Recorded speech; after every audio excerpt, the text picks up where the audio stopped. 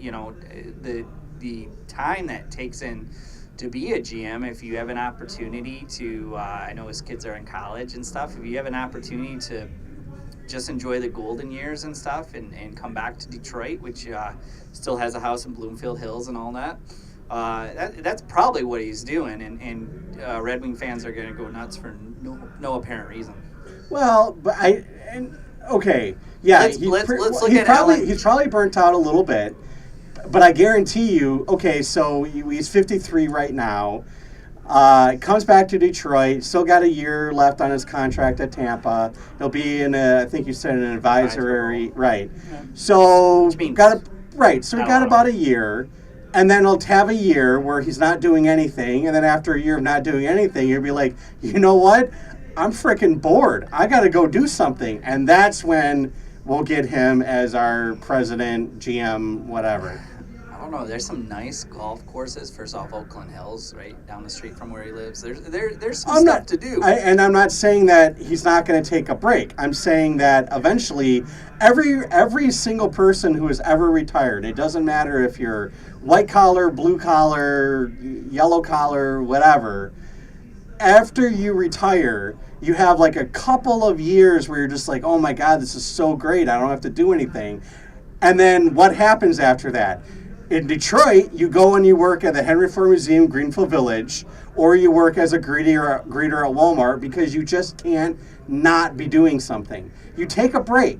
You take those couple of years, but eventually you will go back and do something because nobody can actually retire because you get antsy, you know? The wife's nagging you, your kids are coming over too often, you're just like, I gotta get out of here, you know? Yeah, I could see that maybe. I don't know. Well, really think about it. Think about every person that you've known who is retired. How long do they stay actually retired? I know a lot of people that do, vacations and right. I guess I know a lot of people that are retired because of what I do. Right. But how many of them? But how many of them are just being retired and not doing anything? I don't know, maybe half of them. Okay. Just hanging out. All right. You know. But when you're in, I think maybe that kind of has to do with maybe a little bit of a mindset too. But when you are, your job was something where you're constantly go, that gets ingrained in you. And yeah, you need a break every now and then. But eventually, you're just like, I can't sit still for this long. You know? Yeah, I'd like to see Steve Yzerman like in an ownership group to actually own the Red Wings. I think that would be. I don't think they would ever sell. I don't think the Ilitches would ever sell. Maybe. You never know. I don't think. Okay. Everybody's got. I don't think they would sell, and even if they did, I don't think. I guess if it was a conglomerate of a couple of people, it would be like Mario Lemieux and when Wayne Gretzky got into the Coyotes. Yeah, I was going to say, but because I'm saying Yzerman by himself does not have the capital to buy him out. But yeah, maybe not Gretzky. Jeez, maybe Yzerman and a couple other people could get together, and yeah, I could see that happening. Yeah, I could see that happening.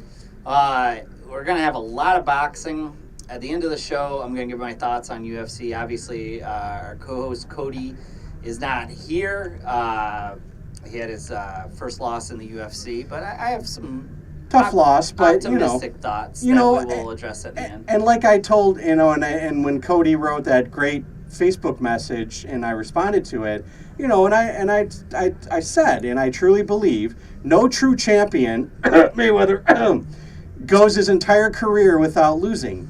You can't, if you've never lost, it means you've never actually challenged yourself and put yourself in a position where there's a possibility you could lose. Every champion. Think of the greats. Think of Ali. Think of Tyson. Think of Klitschko. Think of Rocky Marciano, Joe Louis. These are all people that were true and utter champions. They all have losses. Right. A loss doesn't mean anything except that you challenged yourself and you did not back down from an actual fight. Right. Big big boxing weekend, though, so we're going to start off with boxing and probably fit in a lot of little interviews here and there. But this is the second go-round for Saul Canelo Alvarez and Gennady Golovkin. You know what's funny? I did not know that was happening until I printed up the list for the what's on tap. Not a lot of hype. There's no, and that's exactly what it is. I have not seen anything about it. Like before, like right now is one of the very rare times in the last several years where I've actually watched live TV where there's like commercials and stuff, and I have not seen anything for this fight. Also, on a lot of like my online, I watch like a lot of online vids or whatever, and a lot of times you'll get like the promotional videos. I have not seen a single promotional video either. Right. It's almost like they're like, it's almost like nobody wants to know it's going on. Yeah, so you got the diehards that know it's going on and aren't that excited for it anyways, and we'll get into that. But then you got the not as diehard boxing fans that are suffering from what I have now called a Mayweather hangover, in which you're kind of reaching out for that next pay-per-view star, and with the Canelo, the canceling of the fight, Canelo testing, whether it was tainted beef or whatever, and the Golovkin fight. What you have here now is just like a media mess, but it's gonna happen. I'm hoping for a good fight. Well, I mean, no draw. I was gonna say, but I mean, so everything is clear as long as they make weight, right? Yeah, it's a go for sure. Okay, and, I'm saying we're not waiting on the results of like a drug test. Oh or no, anything like that. Okay, no. They've been tested the whole camp. Okay. But I was going to give my bold prediction here. We're going to go big or go home. Okay. I want to see if I agree with you. Well, there's not many people that would agree with this, so I'm going to go Canelo winning by knockout, shocking the world. Really? 9 or less. And really? Yeah, I just see. It can happen. I actually agree with you, but I disagree on the. I think it's Canelo by split decision. Okay. Yeah, and I the reason that I say that is because I don't think Canelo is going to knock out Golovkin, but I think there will be. I think it'll go the distance. I think he'll just be just a little bit more, and I think that if it does go to decision, it will be a split decision, not a unanimous decision. Right. And I mean, I have no scientific proof out there to suggest that Triple G can get knocked out. There is nothing out there. But what makes a great prediction is that you just got a feeling. I like that these guys freaking hate each other. It's the beef. That's what it's going to be. I like that these guys hate each other. Yeah. At least that adds a dynamic to it. I do think Canelo's in his prime. I think Triple G, his best fighting days are probably behind him. And I think he's still got a couple years. Right, but I mean, you got somebody that's absolutely in their prime. Yeah. And Canelo, whether he's smaller, whether he's bigger, all these things, I think what we're going to have is a situation in which you're going to see the best Canelo Alvarez throughout his career. And if I am totally wrong on my prediction and Triple G wins by knockout, wins by majority decision, wins by unanimous decision, maybe Canelo Alvarez wasn't what we thought he would be, and the greats rise to the occasion and beat the people that will add to their legacy. And you look down Canelo's career, he needs this, and likewise Triple G needs it. But to what Canelo means to his people, the country of Mexico, he needs it more. And so my prediction is just 9 or less. Maybe catches Triple G. And, there wasn't podcasting back then, and there was probably not even sports radio shows back then. But, somebody had probably the drunkenness to say that Buster Douglas would knock out Tyson. And it just rare things do happen. Yeah. No, and that's, in any given whatever day they're fighting, a puncher always has a puncher's chance. You know what I'm saying? Stranger things have happened. But I mean, if it happens, I'm not gonna like, ooh, conspiracy, ooh, but at the same time, I just don't think. I think it's gonna go decision. I think it's gonna be split decision. And how many? And then on all of our predictions, what's my percentage? And what's yours? You're doing better. I'm just saying. I can't remember. You're way ahead. But I know. But like you said, go big or go home. This is it. I mean, I've done a lot of I guess non-undercard work for this fight card, and it's just why. I mean, the safe decisions Canelo by decision, or the safe predictions Canelo by decision, or a draw or something stupid. I'm gonna go big, and having interviewed Canelo, having been around Canelo, especially during the Mayweather stuff, if not now, when. And so that's just kind of no scientific reasoning. Let me ask you this then. All right, so Canelo wins. What happens with him and what happens with Triple G? Canelo loses. What happens with him? What happens with Triple G? Where do they go from here? Well, see, I think that Canelo would never give Triple G. So if it happens the way I predict, there's no way that Canelo is ever going to give Triple G another payday. Okay. And Triple G might not give Canelo a payday if he wins. Right. I really think that this is a 2-fight thing, so I am hoping for a definitive winner. Right. If Canelo doesn't win, I hope Triple G pulls away, and if Canelo wins, I hope he wins dominant too. So I want a decisive winner. Right. If Canelo wins, I think you see him kind of pick around some of the bigger guys in his weight class, where Triple G is on a much smaller clock and maybe then becomes a pay-per-view star, maybe then becomes the face of a boxing network. And what you would have him do is probably line him up and just try to fight as many as possible. And, at that point, if you beat Canelo Alvarez, there's no reason to think that there's a quicker boxer out there. There might be bigger and there might be more powerful, but I think that's what will happen. I think Canelo will strategically pick his opponents over a year, and I think Triple G would probably pick up the pace. Okay.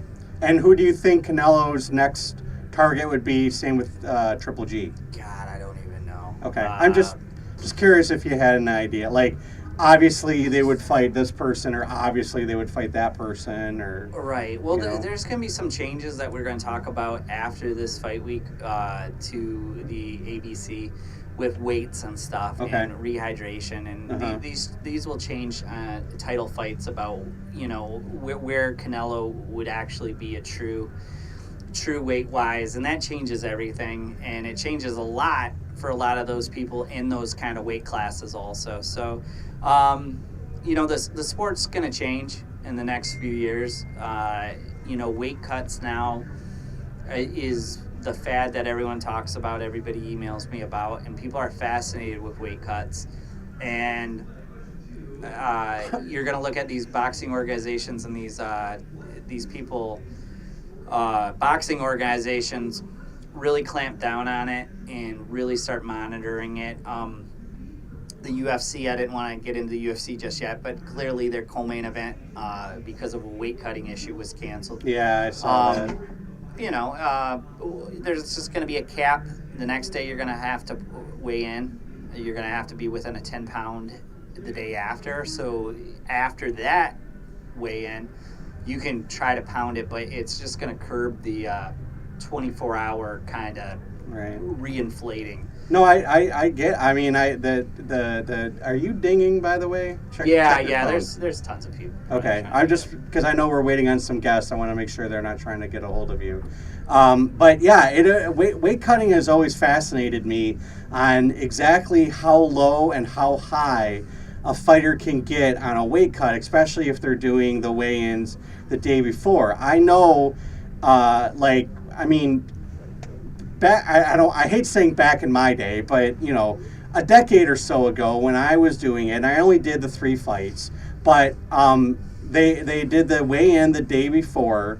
They did the weigh-ins the day of. So you had to basically, you could get within a couple of pounds down, but you would weigh in the morning and then you would fight that afternoon, that evening or whatever. So the rehydration, you could maybe get 5, 6, 7 pounds. The most I ever saw was a guy that weighed in and he blew up to about 10 pounds just by eating and rehydrating and all that kind of stuff. 10's not a lot. And 10's not a lot, but I mean, I know guys that, they cut down 20, 30 pounds, and then the next day they're back up to their walking weight. Correct. And it's crazy that 20, 30 pounds can be gained in a matter of 24 hours. Yeah. It blows my mind. So I'm actually I kind of like the new rule where you got to be within about 10 pounds, because that forces you to be in you either have to be at your walking weight all the time, or you have to go up in a weight class, which is going to change a lot of fighters. Mm-hmm. There are going to be a lot of fighters that just can't hang in their actual weight class. But because they were good at dropping weight, which is not healthy at all, it is, and that's exactly, I don't know if you read the thing, but the fighter in the co-main event, the reason she couldn't make weight is because her kidneys shut down. Which will happen when you dehydrate yourself. Exactly. It is so, and that's something that I've said, time and time again. This weight cutting that fighters do is so unhealthy to the human body that for a while now, I've been saying that there need to be better regulations. There need to be better rules about weight cutting so that you can't drop 30 pounds from your actual walking weight. Right. You got to stay healthy, man. You got to stay healthy. High level too, UFC. Oh, I'm not just saying, but that's the problem. No, I'm saying so then you have a kid that's doing it on a local show, and not getting the medical attention that the UFC fighters and that's have. So dangerous. So dangerous. But they think that's what they have to do because they walk at 175, but they want to fight at 135 or 145 or whatever, Correct. And they're like, well, that's what the fighters in the UFC and I'll do, so I'll do the same thing. But they're not getting the medical attention. They're not getting the constant, I highly doubt they're being checked by a doctor on a daily basis to make sure they're doing okay, And everybody has their own method on how to do it, and there's secrets of the people that I know that do it really well that I have sworn to secrecy, and they get it down, and it's a lot easier. And then I've know a lot of people that really struggle with the weight cut, and then fight week is hell for them. I know on The Ultimate Fighter, ABC, she had trouble making weight in one of her fights because you push your body that much, and you can only do that. I thought she made weight. I thought No, she did. No, she did. But when they did the first weigh-in, they'll run in together. Huh?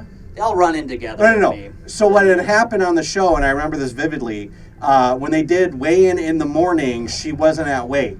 So she had so many hours to get down to weight, and they were doing everything they could possibly do to lose that 1-2 pounds or whatever. And she did make it. But it was very tough because she just, she had dropped weight, and then a week later she's fighting again. She's got to drop that weight, but she ballooned up, so now she's got to bring it back down again. And that yo-yo is just, that's so tough, Yeah, I mean, you got, a situation in which, I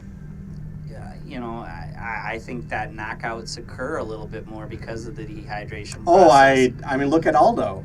Right. Look at what happened with Aldo. I mean, one little tap by McGregor and he went down because of dehydration. Yeah, so I think you got lots of situations in which coming in, I got to research this. It was sent to me, and I didn't have time because of what's happening with Canelo and Triple G. But we'll tackle it next week about some of the changes that, the ABC might be bringing. Speaking of which, really quick before we transition. To what?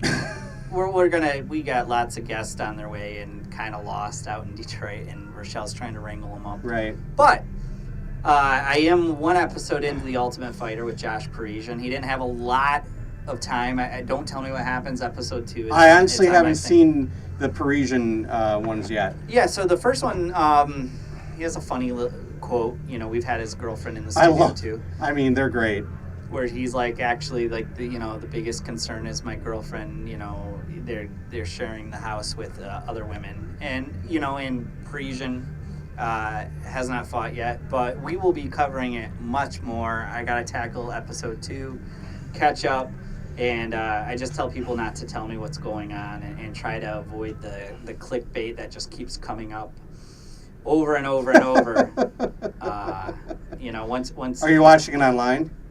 No, it's just like I don't know. You don't have an iPhone, or do you have an iPhone? I do. I am very anti-Apple. So you search UFC, you search MMA, and right. So then it then suggests articles for you. Oh yeah, that happens on Android too. Yeah, and so I'll see something and I'll quickly get out of it. I'll be like, okay, I gotta get out of this and try to refocus and everything like that. While we're waiting for our guests, we might as well go through what happened also in 1986. All right. So let's do 1986. All right. So here's some major things that happened in 1986. In 1986, bovine spongiform encephalopathy, BSE, commonly known as mad cow disease, hits the UK cattle and causes a major reform in farming practices. Iran-Contra affair becomes public.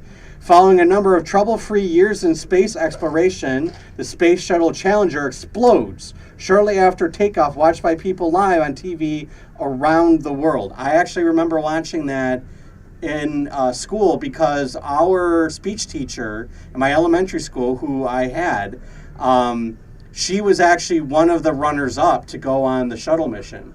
So so like when it happened, like everybody just looked at her. Unlucky, lucky, right. But yeah, I vividly remember that. The Internet Mail Access Protocol defined, which opens the way for email. The same year, 1986, the Human Genome Project is launched to understand the human makeup. The worst ever nuclear disaster occurs as the Chernobyl nuclear power station explodes, causing the release of radioactive materials across much of Europe. It'll be good land to buy in 3,500. Yeah. You get back to me on that one. Average cost of a new house, $89,000. Average income per year, $22,400. A gallon of gas, take a guess. $1.15. 89 cents. Oh. Casio portable color television. How much do you think? The Palm? The Palm? Yeah, little color Palm TV. $7.99. $249. Oh, really? Yeah. That's actually a good deal. So those were the ones with the antennas that you watched? Yep. A Tandy 600 portable computer. How much? Oh. Was that like top of the line? It was about high of the middle road. $2,499. $15.99. Damn, I'm high. Yeah. Let's see. Also, in 1986, the Oprah Winfrey Show debuts nationally. The USSR has the first Goodwill Games, which I didn't actually know this, but it was created by Ted Turner. TNT. Yeah, created the first Goodwill Games. Halley's Comet makes its pass. Yeah. Hands Across America, the charity event, is held. Phantom of the Opera, the stage musical, debuts in London's West End. Nice. By Phantom by Phone. Now, I don't remember the phone number. I'll probably remember for the Pantages Theatre. In Toronto. In Toronto, by phantom by phone. The Mir space station. The Soviet launches the Mir space station in 1986. Let's see, what else here? Sorry, I gotta flip through a couple of pages. Okay, when was your birthday again? September 3rd. September 3rd. Your birthday was a Wednesday. My birthday was a Saturday. And what is Rochelle's? November 6th. November 6th. Her birthday was a Thursday. Okay, now on to Nothing happened on those days. now on to some toys. 1986, a Nintendo Entertainment System. How much was it? $199. $90. Damn. An Omnibot 2000. How much was that? $900. $500. I'm overbidding so bad. My buddy and kid sister. How much? I bid $1, Bob. I'm so over. $75. $30. Damn. Gem Star Stage. $30. $50. You're right. low on that one. Fine. Watchimals. What are those? They were little tiny animals that just, I guess, did shit. I don't know. $12. $8.99. Damn. A She-Ra costume. She-Ra costume. Were they the plastic ones or real costumes? It looks like pretty much all plastic. That had to be $10. It was $14. All right. Popple's Playhouse. I don't even know what it is. I'm gonna say 25. 17. Damn. Chuck Norris action figures. Ooh, $7.99. $12.99. And Thundercats costume. 12. Yep, $11.99. Damn, nice. All right. Again in 1986, the Iran-Contra affair. President Ronald Reagan President Ronald Reagan's administration sold arms to Iran to an avowed enemy. At the time, Americans were being held hostage in Lebanon by Hezbollah, a militant Shia organization loyal to Ayatollah Khomeini. Also in 1986, Mike Tyson becomes the youngest heavyweight champion in history.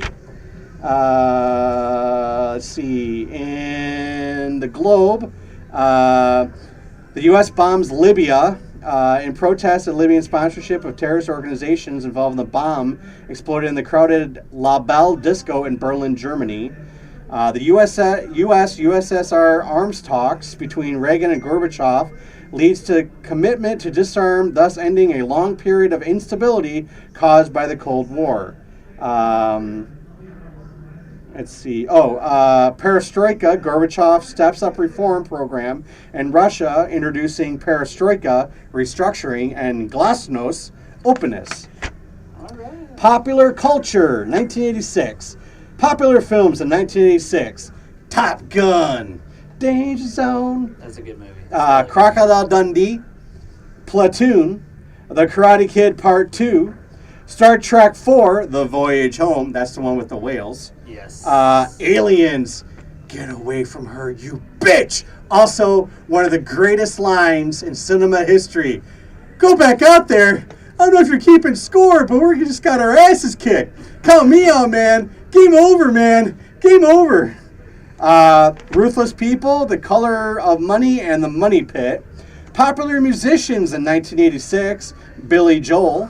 Culture Club. Robert Palmer, Lionel Richie, Van Halen, The Police, The Pretenders, Genesis, The Bangles with Walk Like an Egyptian. Every member of that band was hot. Madonna with Papa Don't Preach, Prince, Culture Club, Bruce Springsteen, and the Pet Shop Boys. All right. Popular TV programs, Magnum P.I., Dynasty, Cheers, Family Ties, The A-Team, The Cosby Show, Growing Pains, The Twilight Zone. Also born in 1986, Amelia Clark, Lady Gaga, and Usain Bolt. In technology, IBM unveils the PC Convertible, the very first laptop computer. British surgeons perform the world's first triple transplant, heart, lungs, and liver. We already talked about the email. The 386 series of microprocessor is introduced by Intel, and the Human Genome Project launched with the object to understand the human genome and therefore provide the continuing progress of medicine. It was announced in 2000 to be completed by Bill Clinton and Tony Blair. And that's basically a lot of stuff that happened in 1986. It's weird, though. So we're covering 1986, and you said where you were with the Challenger. Yeah. I know we've covered probably twice, but I was home sick with my grandmother that day, and then you remember where you are. And likewise, today is September 11th. Yes. And it's another day that you'll always remember. I was in college, and I had a professor that did not cancel. Every class was canceling, and then I had one professor that continued on, and then the rest of the day was canceled. But you'll always remember that's kind of, the 1986 the Challenger thing. So, yeah, same thing. So 9/11, I had just several months beforehand got married to my first ex-wife. And we were living in Waterford, and I was going to school at Oakland, and I was also working in Dearborn. And yeah, same thing. So I'm driving. I woke up, I turned on the TV, and I saw after the first plane hit. And they were talking about a plane hit the World Trade Center. I remember thinking to myself, how bad of a pilot do you have to be to run into the World Trade Center? It's one of the tallest buildings in New York, because nobody knew anything at this point. Right. I get in my car and I'm driving to Oakland, and at the time I was listening to Howard Stern on the radio, and that's when the second plane hit. And then it became we were under attack. Then it became the Pentagon got hit. By the time I got to school, it was right after the Pentagon got hit, and all these news stories were coming out. We had class, and the teacher asked, do you guys want to still have class? And we're like, yes, we need a distraction. So we had class, and we let out about halfway through because nobody could freaking concentrate. And we all went to the student center where they had a huge TV, and we watched. And when I got there is when I found out about United Flight 93. And as we were standing there watching the footage is when the towers fell. And everybody watched the towers fall. And it was a very weird kind of, and then I left there and I went, because my wife at the time was going to school at Henry Ford, and I also worked in Dearborn. So I drove into Dearborn to be with her, but then also to check in with work and just kind of see what was going on. I worked in theater. And the one thing that I will remember, the eeriest thing that I remember from that day is if you've ever lived in Dearborn, you know that the sound of planes is a constant sound. Mm-hmm. It's something that you don't even think of anymore. You always hear planes. It is a constant sound. There was not a plane in the sky. Right. That was the eeriest thing for me about that day, was not hearing or seeing a single plane in the sky. And it was just bizarre. It was just bizarre. But it was also weird because, Dearborn has one of the highest Muslim populations outside of the Middle East. And so there was this weird kind of tension in Dearborn at the time. There were people that wanted to lash out, and then there were people that were defending. And then but I will remember vividly, I met up with a friend of mine who was Muslim, and he just looked at me with tears in his eyes, and he said, "This is not us." Right. This is not us. As the reports were, coming out or whatever. And I'm like, dude, I know it's not you. I know it's nobody that you would even associate with. And it was just this weird kind of, it was weird. It was weird that whole day. And for several days afterwards, Longer than that. Well, I'm just saying, but in that kind of, because that kind of tension, that kind of interactions, everything changed, Yeah, so U of M was supposed to play Eastern Michigan that week, and then that happened. So they pushed it back. There was a bye week, and U of M then played Eastern Michigan a week later. And if you're not familiar, University of Michigan produces those programs way in advance. And I still have the program from that the first game after 9/11. And why it's kind of significant is that, you University of Michigan was always like, this is anywhere in the world right now, this is the most sports fans in one place watching a sporting event. And so I remember the program, they put like an insert around it. It has students with like a candlelight visual. I still have the program somewhere. And then your airplanes were no longer allowed to be flown over Michigan Stadium, which before that it was all these banners. And it was just getting back to trying to get normal and fitting 100,000 people in a stadium and hoping, nothing like that would ever happen at something like that. But we got to go to our first guest. We got to start picking up the pace here. But you know what? We, just to transition here, 9/11, I think unlike Pearl Harbor Day, I think because of the way it happened in technology, of where everybody, you still see it and it still gives you chills, like the planes flying in. I think that where Pearl Harbor Day has like kind of like, it's Pearl Harbor Day. Not only is it our generation's Pearl Harbor Day, but I think that we will never forget on that. And it should be a holiday, actually. No. You don't think a Remembrance Day where I think everything's closed? But no, I don't, because you make it, and this is why. Because if you make it a national holiday, then you're going against what we. I could see that point. But what I'm saying is, I don't want 9/11 to end up being a day that you go to like the beach or. Oh yeah. You know what I'm saying? Like it just like I can see like never forget, but making it a national holiday where like schools are closed and no. The whole point of 9/11 is we won't let you deter us. It will be business as normal. And also, I mean, you make it a national holiday in 50 years, somebody's making a freaking mattress sale for 9/11. You know what I'm saying? In 50 years' time, once a lot of time's passed. I agree. And I don't think that should happen. You've argued where I've changed my view. And that's why. Yeah, and that's why. No, I mean, you bring up good points, so I say it should be now, actually. This weekend, though, if you want a warm-up act, and a great warm-up act to get you in the boxing mood for Triple G and Canelo, we got a local show happening here. Second to None Promotions and Top Breed is going to have the Best of Tomorrow 5. It's happening at the DeCarlos Banquet and Convention Center. If you're not familiar with that, that's located in Warren, Michigan. Tickets are still available. You can get a ticket for ringside $75 or $35. It's a good way to kick off a great boxing weekend. Go see live and then go get the pay-per-view. But our first guest is going to be one of my favorite local boxers here. His name's Robert Sims, and we're going to be calling him. He's got a fight against Marquise Valentine.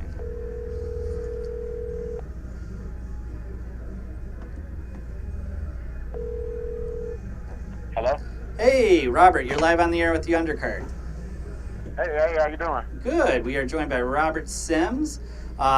You can introduce yourself a lot better than I can. I'm just a fan of watching you, even though I'm media. I enjoy you. You come in there and you're ready to fight. You're in shape. So tell us a little bit about yourself. Well, hello everybody. I'm Robert Sims. Well, Sizzle Sims. Welcome myself. 7-2 professional heavyweight boxer. How y'all doing? All right.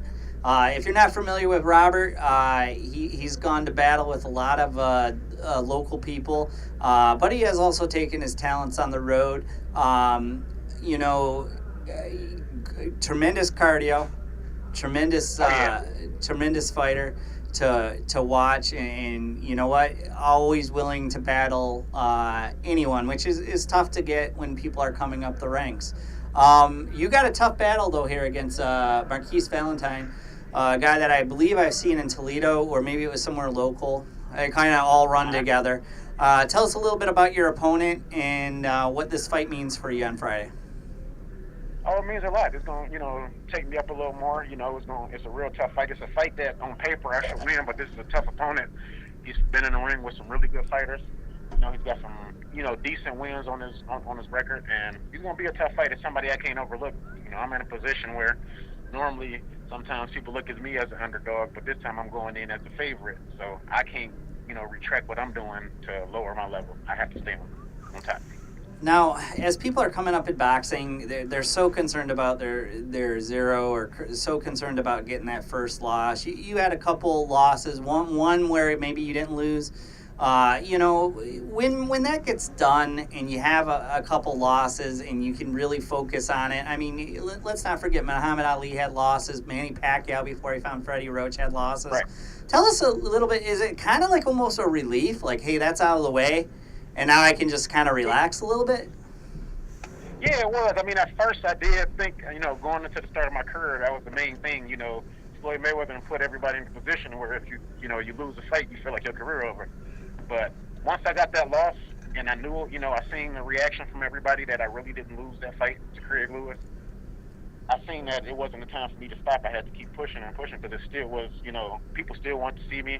I still was relevant, so I kept going. And even when I lost to, I can't think of his name right now, which both fights I didn't think I lost at all, and I still got feedback on both of those from a lot of people that I didn't lose. But once I lost those fights, I just kept it going. And then it got a time there where I knew I was going to have to fight tougher opponents because I was, with my record, people was going to be wanting to fight me now. So I had to keep pushing. And that's a point that we bring up a lot of times on the show, is that you actually become, so it's so difficult for fighters to get fights coming up. You get that loss, and then all of a sudden your phone's off the hook, and people are calling a lot more. So now your opportunities are a lot better too. Oh yeah, especially with this last fight I just took with the guy Cusimano. A lot of people, even going down there, where we were at, everybody was like, yeah, you're going to get walked out of the ring probably in the first round. A lot of people thought, but I knew by watching film on him and stuff like that I can turn him, I can move him. If as long as I stayed away out of his punches for the first, 2 or 3 rounds, I'd be able to take him apart. So, the opportunities keep coming because people now look at you as like maybe either easy win or opportunity to build a record off, the fact that you may have had a decent name before and trying to take you up now. The thing I absolutely love about you, though, is that you have, until somebody sees you, then they never make the mistake again. You got quick hands. You are a quick heavyweight. And I know you got aspirations of maybe moving down to cruiserweight, but hand speed, is it something you've always had? What kind of sports did you play growing up? Hand-eye coordination? Okay, go ahead. I'm sorry. No, I was just saying incredible hand and eye coordination for a heavyweight coming up, but very elusive speed. Oh, yeah. In high school, coming up through high school, a lot of people want to know, I played receiver and point guard in high school. So as far as I was a lot smaller, and then I got big. As I got, when I got older, I really wasn't in the sports that much no more. So I kind of allowed myself to get bigger, but I still had the quick reactions and stuff when it came to my hand speed. I got a lot of steals in high school and made a lot of catches in high school. So I always had good, hand-eye coordination. Now, you talked about being an athlete in high school. When did boxing come into your life? Was it something that you kind of grew up and watched, or how were you introduced to boxing? Crazy story. I started getting really big, and my cousin, his name is Lorenzo Reynolds. He was a 2-time Golden Glove champion. He was an undefeated professional. All my family said, if you want to lose some weight, you can just go work out with him. So I started getting with him and started working out, working on boxing techniques. I never even thought about boxing, and he asked me, did I want to finally do a fight, and I got into the Golden Gloves, and I won it my first time. So after that, I was like, maybe this is something I can do. Now, you're talking about it as you were getting into it for fitness goals. If you don't mind me asking, how big did you get? And was it something that you realized that, I got to make a lifestyle change too? Or was it kind of forced upon you? Yeah, it was a lifestyle change. I probably was walking around about like 310. Now, I wasn't doing anything anymore. I was just at home eating and enjoying life. Right. And I saw myself I think it was a picture I took of myself one day, and I saw it, and I'm like, you know what? This is getting out of control. Not only was I feeling, I could see how big I was, so it was a little bit different than just, feeling. Now, so that got me to change some stuff up. And I'm still going to this day. I'm still working on stuff to this day. I do that every day. I look at myself in the mirror and go, God damn. Yeah. I feel you. I feel you. That's what I'm saying. That made clothes, and I used to say that well, this brand makes they clothes are smaller, so I got to get them bigger sizes. Right. So tell us, as you're beginning your boxing career, and once again, he's fighting at Carlos Banquet Center. It's second to none promotions. Tickets are available still. The address for it is actually 6015 East 10 Mile Road. They throw good shows. So your body's so deconditioned. Like, tell us that first few workouts you had in boxing. Like, how quick did you get gassed? And because there's no sport like boxing when it comes to cardio. You know, people are like, I can do 3-minute rounds. They get in there, and that's the longest 3 minutes. How deconditioned were you, and how long did it take to start seeing progress? It probably took about a good month and a half before I started seeing any like real progress with a little bit in the body changes. But as far as my like you said, my conditioning, the first couple of days I'm in a gym, in the gym, you learn how to do this boxing steps. You touching the bag a little bit. But the first time I got on the mitts, and they were steady coming, and I'm like, oh, I still got to keep punching. It's been like 30 seconds, and I couldn't breathe. They're like two and a half to go. This is something different. Yeah. You're like, oh man, I've been doing this for 3 minutes. They're like, all right, you got 2 minutes and 30 seconds left. You're just like, I hate my life. I hate my life right now. Yeah, my first time sparring was like that. My first time sparring, I'm sparring, and I'm looking up at the clock. I'm like, it's only been like 15 seconds, and this guy's still here. and he ain't going nowhere. And it's like, well, no matter what punch I threw, I got countered. Yeah. If I didn't punch, I got hit. So it's like, I don't know if I want to do this, but I kept coming back. Now, I'm going to put you on the spot. After you're enjoying your victory over your opponent on Saturday, there's a big boxing event happening in the world. I don't know if you've heard about it, Canelo versus Triple G. I went crazy, and I took Canelo by knockout, and there's no scientific reasoning behind it. There's nothing. It's just that, you know what? Everyone's saying decision. Who do you think's going to win, and are you a fan of any of these fighters, and who do you like watching? I'm a big Triple G fan because I just liked his style. You let you hit him, and he was always there in your face, and you couldn't get rid of him. He just knocked you out. So I always liked his style. Even though I don't fight that way, I always liked his style. And I actually thought he won the first fight, but I think they got kind of smart by holding this fight off for Canelo and letting him get a little older. I think Canelo will probably get it by decision. All right. And like me, are you like me where I don't want it close? Even as a Triple G fan, don't you want a decisive winner? Do you really want it close where people are just arguing about it? I want to just know, like, after I'm done seeing that fight, like, either Canelo won or Triple G won. I mean, my heart's with Triple G, but I think, with Canelo's boxing ability and be able to see that for one time already, I think he may be able to make some adjustments to take Triple G out. I think it'd be kind of clear. Now walk us through what a heavyweight does during fight week, because it's not a weight cutting week for you, but we were just talking about weight cuts earlier. As a heavyweight, what's your fight week look? You're getting experience now, and obviously healthy foods, rest, how much sparring, what's going on? Well, during this week, you want to keep. Well, for me, I want to keep up on like light meats, like some chickens, tuna, my salads, water. I actually don't drink any juice or anything during this week. And as far as my workouts, I run a lot of sprints. The long runs we do during the training camp. So now this week I do a lot of my sprints. It's shorter workouts, and a lot of quick motions and stuff, getting ready for the actual fight. So we do tune some stuff down, but it's no real weight cutting at this point. It's really just fine tuning at this point. Awesome. And I mean, that's the benefit. And then how soon will we see you at cruiserweight?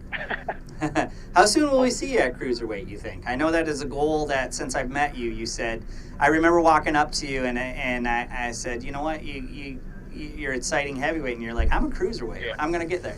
Yeah. This next fight. All right. This next fight will be a cruiserweight. I mean, I kept getting good opportunities at heavyweight or I would have been went. Like that last fight, that was a big opportunity for me to get my ranking back up. So I took that at heavyweight and then took that one. But this next fight, we're going down to cruiserweight for sure. I just, I talked to Kenny about, at the last show, and, after I beat Curtis, it was kind of on the line for me to fight a guy from Ohio. So, I stayed at heavyweight for this fight, but I'm definitely going down because, I don't want to, eventually the skills is going to match up, to the height weight. So there's going to be some bigger guys with better skills higher up. And I mean, I'm just doing the math. I can compete, but I just want to make sure I'm on a level playing field as far as my height and size.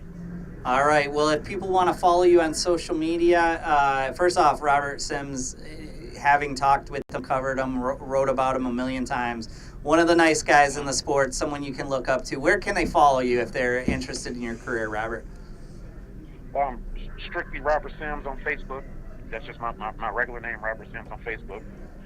Rob Sizzle 331 at Twitter, and Rob Sizzle 331 on Instagram. All right, Robert. Best of luck to you this weekend. Once again, it's happening at DeCarlos Banquet Center this Friday, the 14th. Best of luck to you. Second to None Promotions. Take care, buddy, and we'll see you. Oh, yeah. Thank you for having me on. We about to put on the show, baby. All right. That is Robert Sims. Very amazing hand speed for someone his size. When I was trying to find him for an image or whatever, I caught a couple of the, I think it was a Salida promotion, or it might have been a Second to None promotion, I'm not sure, but I remember watching like one of these fights, I'm like, oh yeah, I remember him now. Yeah, very, very fast for his size. Yeah, and one of the feel-good stories, gets into it for weight loss and is actually pretty decent at boxing. That's how I started doing MMAs. I joined a dojo to do cardio kickboxing, and they're like, hey, why don't you come to the MMA classes too? And I'm like, okay. Yeah, but one of the things that me and Bob Ryder love is that when you look at Robert Sims and people that haven't seen him fight, because he's still in the weight loss process, people assume out of shape. Assume out of shape and, not serious with his craft. Yeah. Me and Bob Ryder would bet anybody in that audience that, Robert Sims is going to outlast you cardio-wise. Yep. I've never seen him tank it. Yep. And then B, he is a professional. Yeah. And, it's the looks is deceiving kind of thing. But there's always somebody in the crowd that is like, oh my God, but it's just like, I want to take a bet with him. I just want to turn around if I could. I can't as media and just be like 150 right now. 150 goes the distance and, Tell you on the show. what, next time that happens, you come get me and I'll make the bet on our behalf. Right. It's like he ain't going to gas, Yeah. and any of his opponents that maybe have the six packs or are a little bit,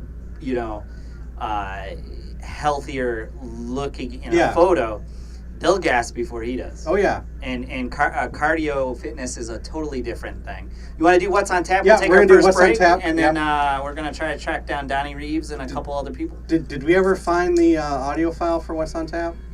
Oh, good. I can hear it. Ooh, she's got the hoodie on. What? Hoodie on. She looks like she's about to tear somebody down right now. She looks like E.T. Oh, I'm just freaking cold. Oh, okay. All right, what's on tap? Tonight at Tokyo, we have Takeuya Ino versus Mark John Yap. It's 12 rounds for the WBC Bantamweight Eliminator. On September 13th at Las Vegas on ESPN2 and ESPN Deportes, we have Marcela Cornejo versus Franchon Cruz de Zurin, 10 rounds for the vacant women's WBC interim super middleweight title. September 14th, Fresno, California, also on ESPN Deportes. We have Jose Ramirez versus Antonio Orozco. It's 12 rounds for Ramirez's WBC junior welterweight title. Also at Tokyo on September 14th, we have Naoko Fujikowa versus Irma Sanchez. 10 rounds for Fujioka's WBA women's flyweight title. September 15th, Las Vegas, HBO, pay-per-view. Triple G, Gennady Golovkin versus Canelo, Saul Alvarez. It's a rematch.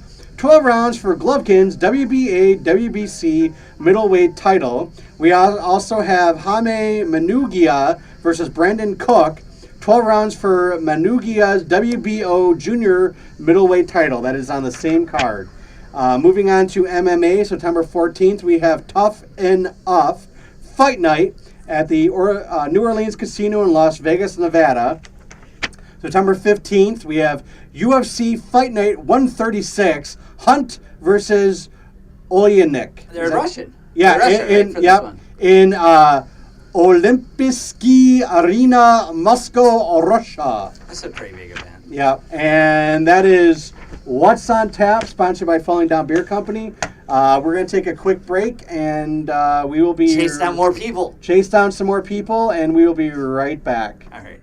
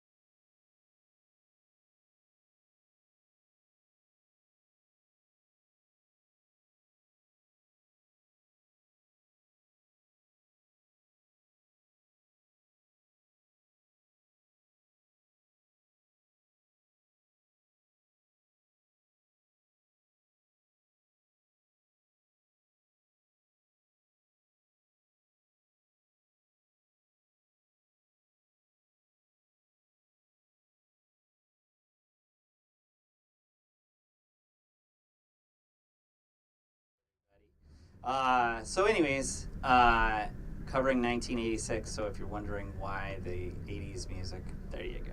Well, and we also play a lot of 80s.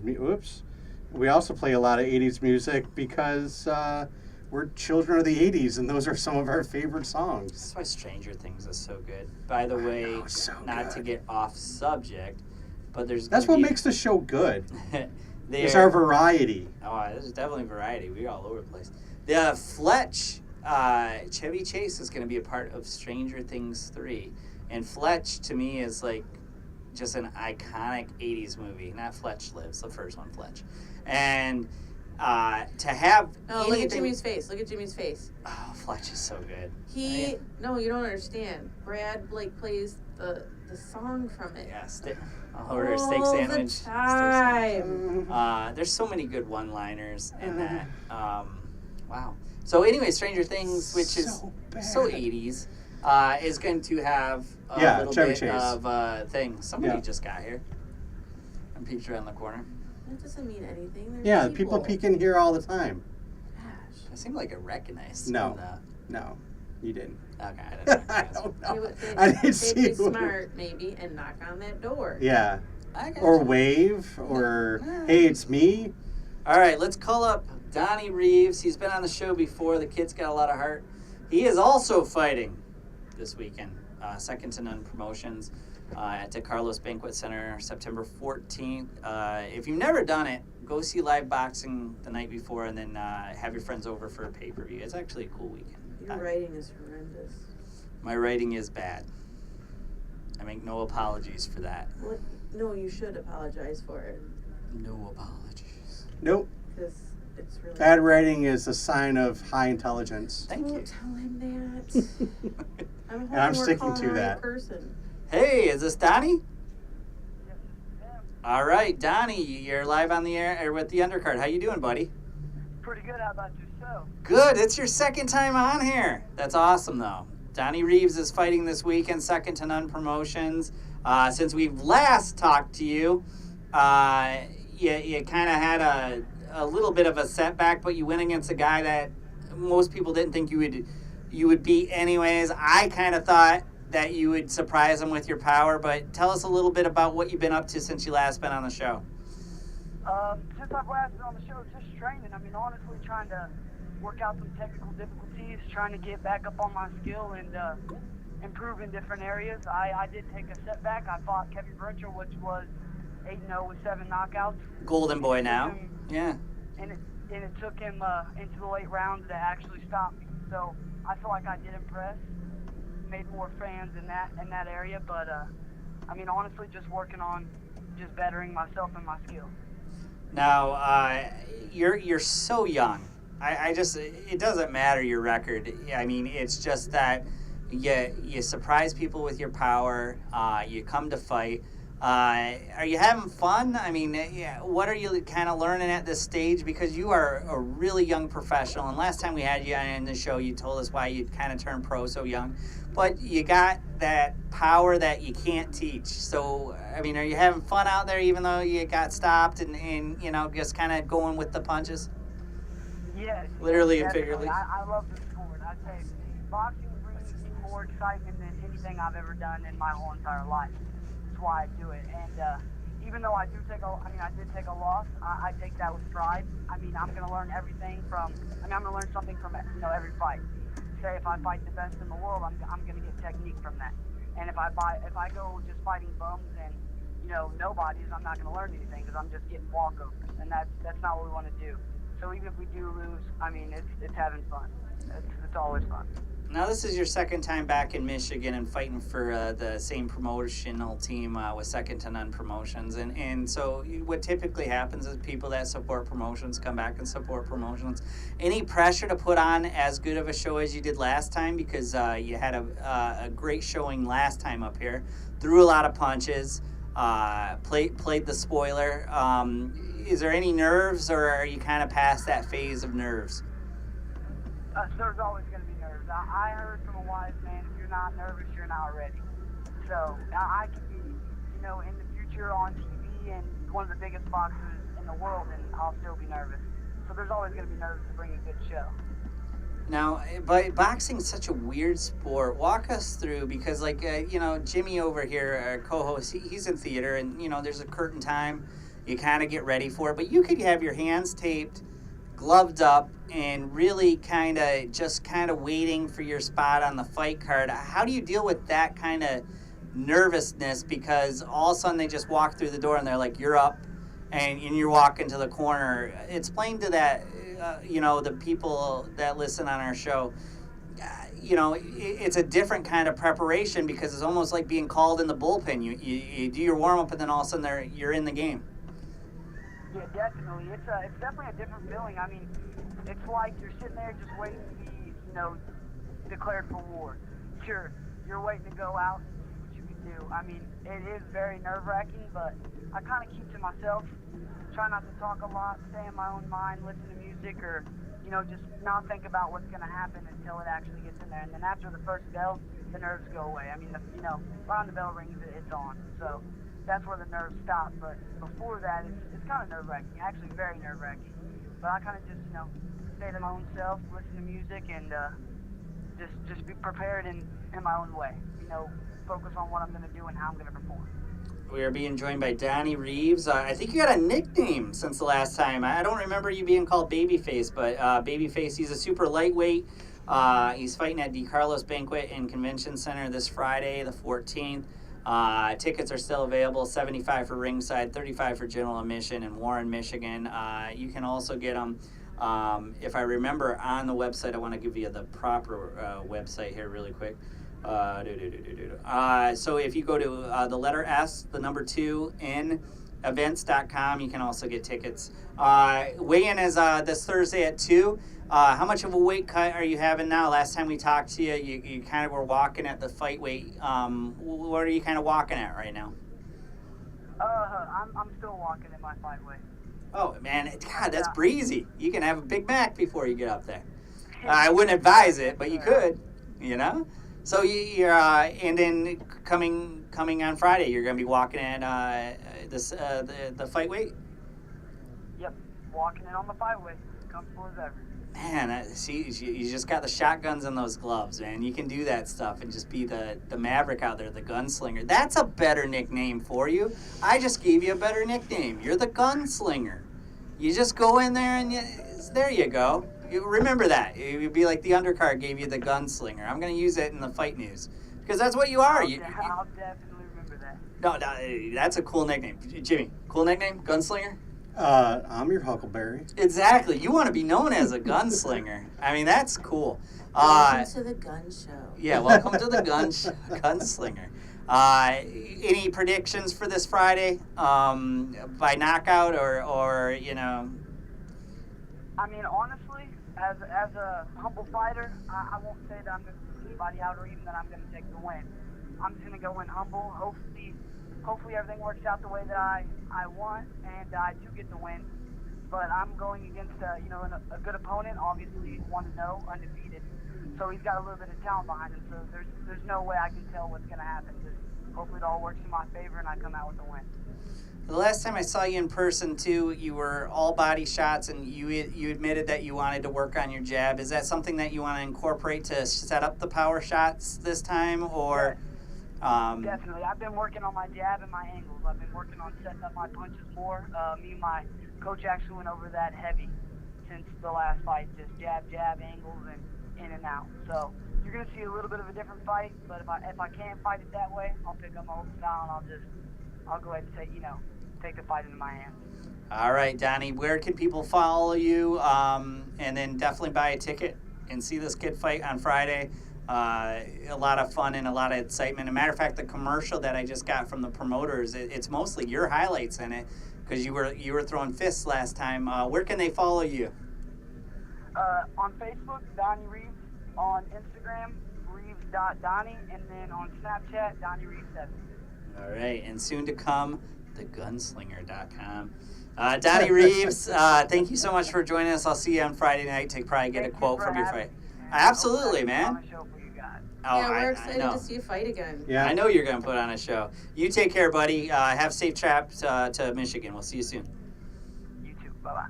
All right, that is Donnie Reeves, who's doing it up again Friday for Second to None Promotions.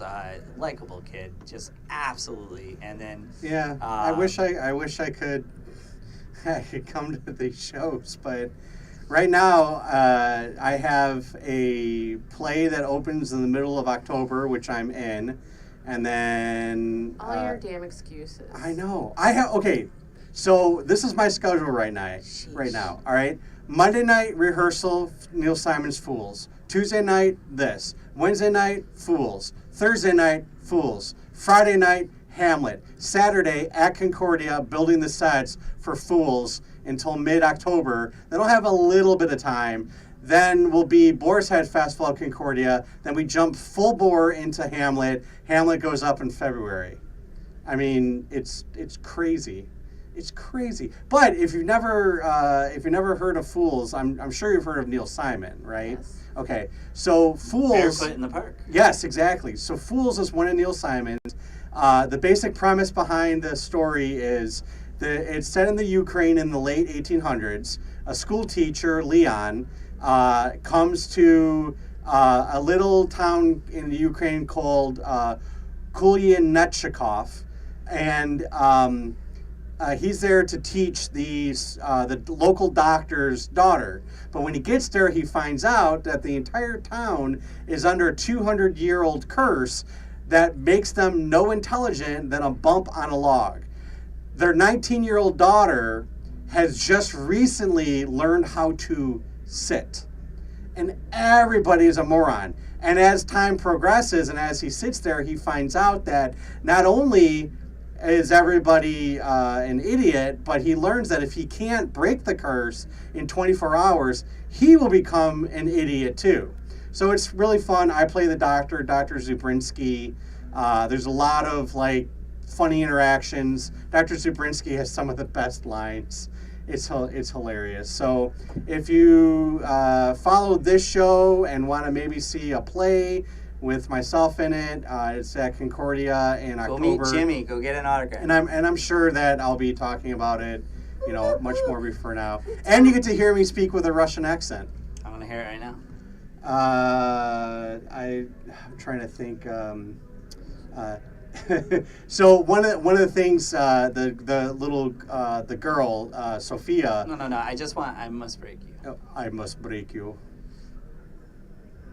But one of my favorite lines, Sophia, is when Leon asked what she wants to learn, she said she wants to learn languages. And he said, "Sure, what language?" She says, "Rabbit."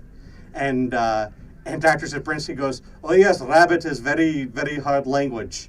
Nobody speaks it much anymore." And then later on, when they're she's teaching her, he goes, "She must be speaking rabbit like a bunny by now." I kind of actually found that funny. There's a lot of funny. One of the things is when he's talking about getting intelligent or whatever, he said, "When I learned how to open up jars, I have terrible trouble opening up jars." I just, anything that Ivan Drago would have said to Rocky. I know. Well, no. And here's the thing. The accent that I'm doing is actually, because in order to speak in a Russian accent, it's very monotonic. And this is a comedy, so it doesn't play very well. And also, the dialect in Ukraine is slightly different from a Soviet Russia, Ivan Drago kind of thing or whatever. So the accent's going to be a little bit different than, when you think of a Russian accent. It's not going to be as low and monotonic. It's going to be a little bit more excitable. Okay, so Rochelle's very right about my handwriting. Here we go, second attempt at something. Wow. All right, call that up. Who are we calling up? Oh, it's a surprise. No, I can't. I need pictures, so you can't surprise me. So I gotta Google search them so I can throw it onto our stream. Google search a picture of the hurricane that's gonna hit. Okay. Okay. What category is it? It's category 5, I believe. Are you? He's coming on, everybody. You hear the storm coming? What do you? Oh, the storm's Write it out so I can Google search it. Yes. I hear some tornado sirens. You guys don't hear it? All right, let's dial him up. This is like chicken scratch. Oh, okay. I don't even know. I hear this tornado sirens going. Hello? Hey, we are joined by Micheal Riser. Category 5 is coming, so not only are we going to talk some MMA, but you can explain to us how bad the Carolinas will never look the same ever again. They're about to have their faces rearranged. No plastic surgeon, not even Dr. Ray, Dr. 90210, the Dr. Ray can fix this shit that's going to happen. I remember... You're back in your place, I'm telling you. I remember when Hugo hit Myrtle Beach. My dad was still alive, and Myrtle Beach, the cool thing is Myrtle Beach got a lot nicer after that happened. But it's just that I don't know why, but it's just that maybe because the Carolinas don't get as much as Florida, but I'm just feeling sympathetic for the Hurricane people. But ironically, your hockey team's named the Hurricanes, so you kind of gotta know it's coming, right? It's kind of like Iowa State's Cyclones. It's almost expected, really. I mean, really. Exactly. You just put a bullseye. You painted a bullseye right there on your state. So I know you're more of a tornado chaser, but is it a hurricane hitting like that? Is there any chance that it will produce some activity that you and your team would be interested in? Definitely. Right now, Florence is a Category 4 hurricane. The last advisory at 6 p.m. State winds right now at 140 miles an hour. Holy moly. I'm personally expecting Florence to be a Category 5 by 10 p.m. tonight. The landfall you're looking at sometime Friday morning, Friday early afternoon. As far as what flow will produce when it comes on the land. Flow's coming to town. Land. We've nicknamed her Flow.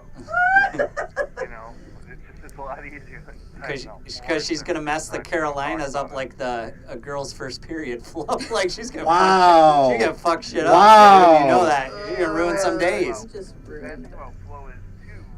It's actually gonna stall out over the Carolinas, so it'll hang around for 5 days. Women are used to that, so that's Wow. That was even worse. That went there. There's going to be some heavy days, some light days. Wow. Some spotting. Wow. There's some shit. Oh, Jesus. Wow. It's a great nickname, but it has nothing in the gunslinger, though. I'm jealous. I know. I want a nickname like the gunslinger. The kid has it. I mean, he just has this unbelievable knockout power. What is he, 19 or 20? I mean, he's so young. He's a baby. But he just throws these concrete blocks. Trademark that soon, I know. Oh yeah, and you know what? It is kind of cool when I give a nickname. I don't do it too often. I'm probably 5 fighters tops. But my favorite is Little Ball of Hate for Leonardo Tyner because he's just such a mean little mother effer. But if I give a nickname, I make it stick. I kind of write for a big publication called Fight News, and I will make it stick. If I'm determined, it's gonna happen. Well, let's talk UFC. You're a huge fan of UFC. Let's start off with our co-host and good friend Cody Stamen. We talked a little bit about it off the air, but I was just going to give my thoughts on it. The great thing about this loss for Cody is it showed he can compete against top 10 talent. I had him win in the first round. Not only did I have him winning the first round against Sterling, I had him closing the distance against an unbelievable reach advantage. I love when Cody is able to take down. 5 inches or something? It was more than that. It was pretty gigantic. Yeah. I'll see if I can find it, but his ability to wrestle and take down is still there. It's something that he's been able to do with the UFC when he wants to take someone down. He is. So I had the first round for Cody. Second round, he got caught. And the crazy thing about getting caught is that I think 95%, maybe even higher, of the UFC fighters, the whole roster would have been caught by that. You're defended your back, and all of a sudden, he reaches for the leg. Smart decision to tap out there. and he belongs there, though. It's not like the women's fight that was after it, where somebody was just blown out by their competition. Good Lord, that was terrible. What were your thoughts on Cody? I thought besides obviously getting caught, it shows he can compete at that level, and we knew it. But if you got to take a loss, and Sterling will be down there, I was more impressed his ability to close the distance, his hand speed. I thought he looked impressive until he got caught. I looked at this fight in a way where, earlier this year in January, DC fought Vulcan for the light heavyweight title in January. And DC talked about there being levels to this game. And I went into this fight, and I think the one thing Cody had to do was take away that stigma that there's levels to this game. Because, I think Sterling kind of looked at him, and I don't think Sterling respected him to that point. That's why they had that jarring back and forth about their wrestling coming into the fight, and Cody got a little lippy with him, and it was nice to see some fire out of him. But the one thing I think Cody went in and did in this fight is take that level, if there's levels to this game comment, or that feeling that maybe people had about him. And I think he changed it. He was able to close the distance with a dangerous fighter like Sterling, whose reach, you saw Sterling's reach, and those kicks that he was throwing that Cody was beautifully blocking with his hands, that was fantastic in defense. And the fact that he was able to close the distance and prove that his wrestling, I think, in the first round, which I had to go into Cody as well, his wrestling was superior. And until he got caught in the second round, I thought Cody would win the second round as well. Correct. Where I thought, it would have been on Sterling to finish Cody in the third in order to win that fight. Oh, exactly. Cody set himself up perfectly. He just got caught. And I don't think there's anything wrong with that. I don't think this is a bad loss for Cody. I think it's a learning experience, and I think he'll come back stronger.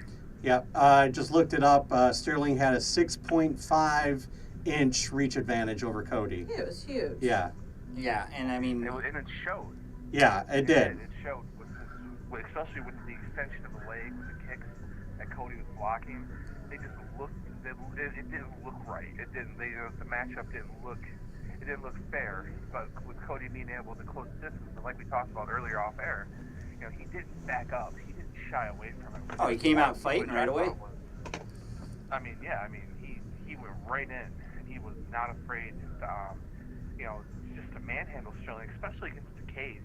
The one thing people may not watch and miss is when you're up against the cage and you're on your feet and you're controlling one another, Cody was moving Sterling around where he wanted him to move. Right. Mm-hmm. And I think that's kind of lost on people, showing the talent, the superiority that Cody had in his wrestling and in that matchup. Cody doesn't get caught. That's a pure a unanimous decision victory for Cody. Yep. Exactly. And he was able to take a few of Sterling's hardest punches. Shows he's got a chin, which I knew, but I mean, it's good to see on a national level too. And that's just something that you can't train for. You either got a good chin or you don't. Overaim is a guy that does not have a good chin. You either right, exactly. Well, everybody's kind of showed that now. He just kind of gets hit on the button and just drops. But Sterling submitted him, but he submitted him in one of the rarest moves I've seen in the UFC. I mean, I have never. Only two people. I think that we've only seen that twice. Yeah. In UFC history. Yeah.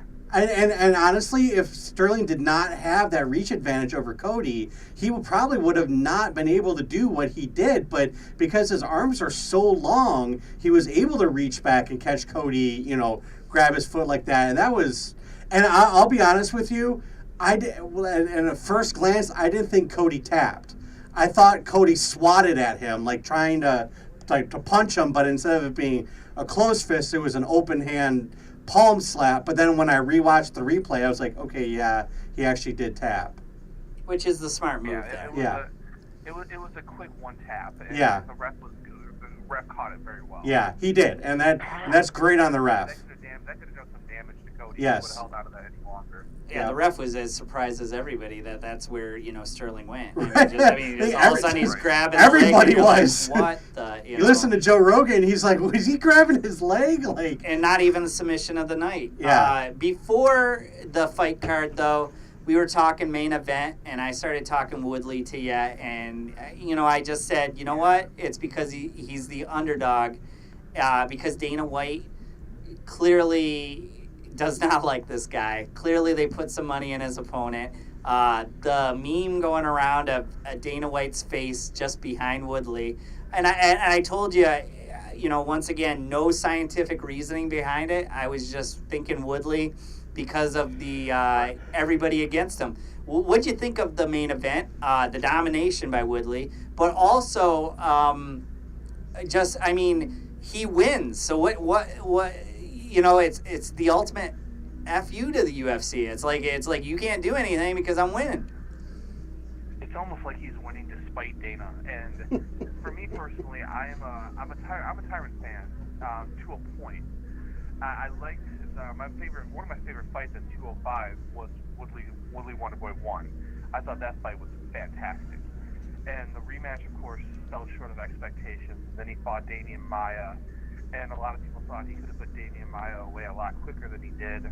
And then you have him walking into this fight with Darren Till, where people just, it was almost like Dana White he wanted to stack the odds.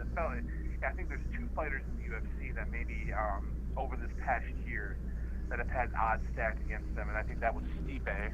Yeah. With Francis, and then Darren, the Tyrant, with Darren Till, and coming into this fight. I think people kind of were justified the way that they felt after the Wonderboy 2 and the Damian Maia fight, because they know what Tyrant's capable of. Mm-hmm. The fact that he won the title against Robbie Lawler, that was a hell of a performance. Right. And then you go back to the first Wonderboy fight too, and just the performance that he gave there. People were upset that they didn't get to see that Tyron Woodley. Well, I'll tell you what, that Tyron Woodley was at 228, and he messed up Darren Till. Made Darren Till look a complete amateur in the second round. Showed his power, showed his speed. Those elbows, I've never seen a man take elbows like Darren Till took. Yeah. And the fact that he was able to eat a couple of those and still go on was amazing to me. But if there's anybody who's going to question Tyron Woodley right now, it better not be Dana White. Well, I mean, let's just be honest. Dana doesn't have a good poker face. You clearly, as he's putting the strap back on Woodley, it just looks, disappointed. He had talked Till all week about how he's a superstar that's come. He's a special fighter. That being said, about the Woodley prediction I had that I was right with is that I didn't think he would dominate that great, and you start realizing that Woodley now has lined up, like you said, an impressive resume. Where do you think Woodley ranks all time as a UFC fighter? Because a couple more fights, and he's got to be in the mixed top 50 for sure. I mean, right now, I don't know where you put Tyron, because he needs to. I think Tyron needs that super fight. I think he needs that one. I think he needed at one point he needed to fight George St. Pierre. Right. And I think that's something that he needs. And he's gone forever and probably never come back. Yeah, I think there's still people still have that stigma. Okay, yeah, he went out and he put on a hell of a show at 228 against Darren Till, but Tyron fights to retain his title. He's a point fighter, but a lot of people don't understand too that somebody like Stephen Wonderboy Thompson at times he's a point fighter as well. And it's kind of like a reverse criticism, but I really believe that Tyron needs a big win, and I don't think Darren Till is a big win. I think it was a statement fight for him, but he needs that super fight. He needs to walk into the octagon and face somebody gigantic, and he needs to dominate them. And then you're looking at probably a top 50, maybe a top 30 UFC fighter of all time. Oh wow! I mean, as far as welterweight goes, I mean, I don't think he's the best welterweight that we've ever seen. I don't think he's the best 170 or that's George St. Pierre. Right. But I don't think. I think right now he needs one more big fight to go ahead and be considered, a top 50, top 30 fighter.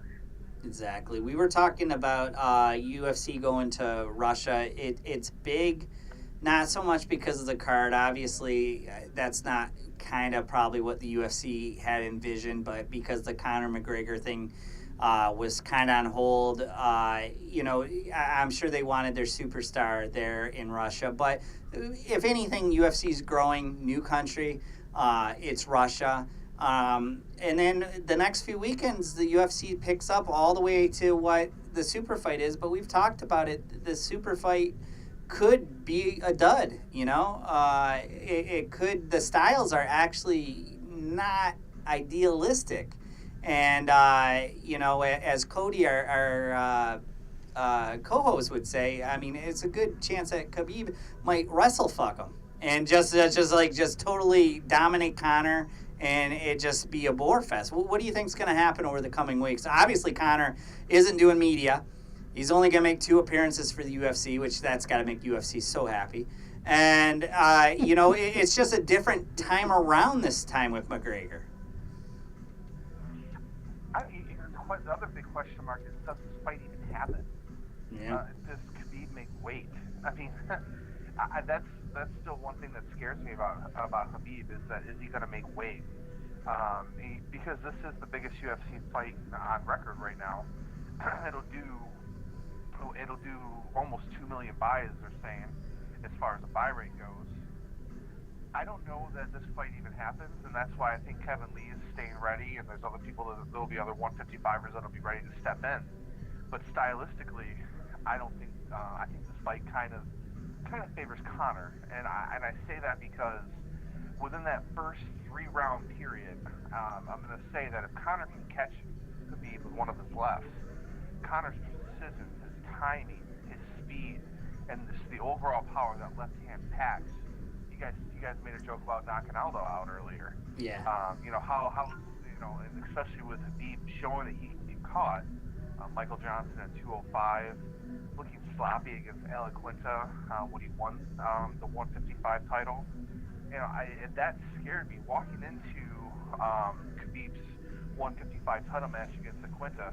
I honestly said to the person I watch UFC with monthly at my house, I looked at him and I said, Khabib's the scariest man walking this earth after the Edson Barboza fight. Yeah. I don't think there's any way. I don't think there's anybody who can beat him. He toyed with Edson Barboza for 5 rounds. Right. And then he walked out and he kind of just coasted against Quinta. You can't coast against Conor McGregor. Conor's going to come out, and I think Conor has points to prove. Conor has not lost either of his belts. He was stripped of both.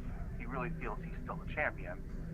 And you have him, and he has this power in his left that, if he can not, I look at it this way, he fought a man, a triathlete named Diaz, who naturally has 30 pounds on him, and who was 6'3", and he put him on his butt how many times in both fights.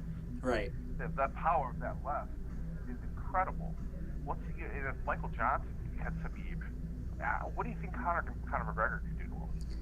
I mean, if Conor's not so long from the octagon, I totally see it. It's just that the chance card on a Monopoly board is, God, Conor's been away for a long time. I mean, the Floyd Mayweather stuff, and it's one of those things where it's like when you focus that, and then none of us will ever know what it's like to have that much money and how much that changes your lifestyle. Right. I mean, we're not talking like a couple million like you're a Detroit Tiger player.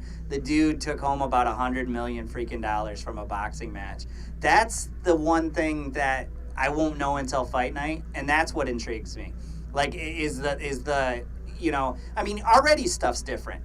Conor used to for the Mayweather thing, the press tour where they just would get in each other's face and talk, that was so much Conor. He's already different, in which I'm going to give you my 1 appearance plus my 1 weigh-in, and then I'll see you guys on fight night. It's already a different Conor. So that's the chance card I'm curious about.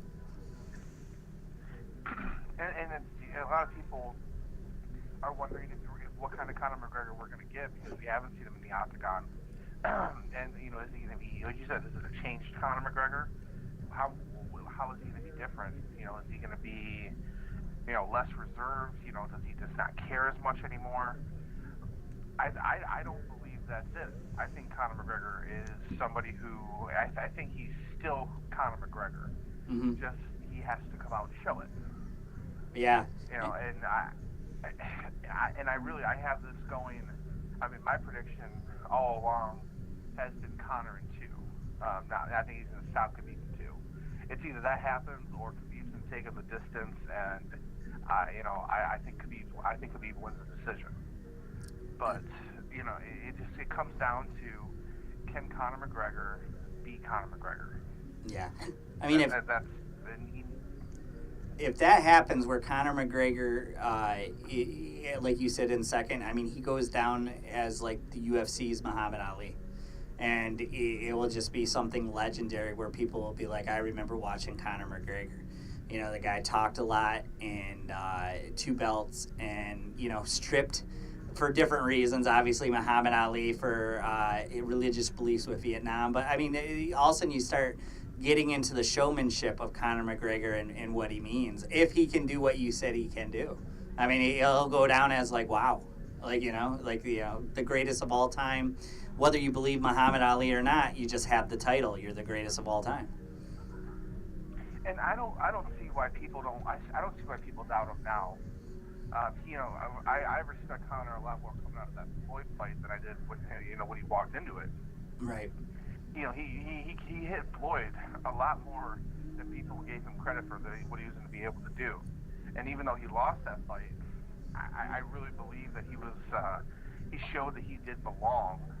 Maybe not in the same ring as Floyd Mayweather at that point in time, but he belonged, in a boxing ring too.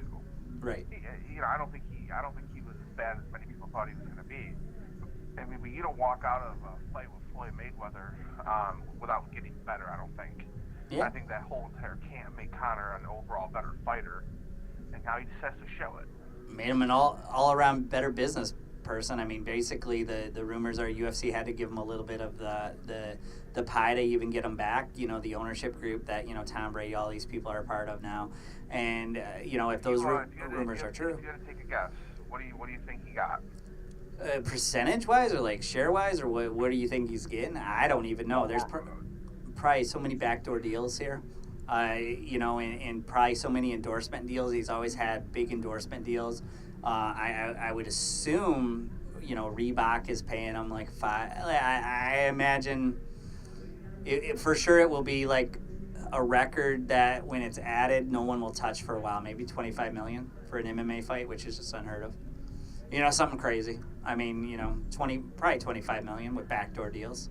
I mean, what do you think? $25 million. I was thinking right around the 20 to 25 million mark. Yeah. We're probably going to come in.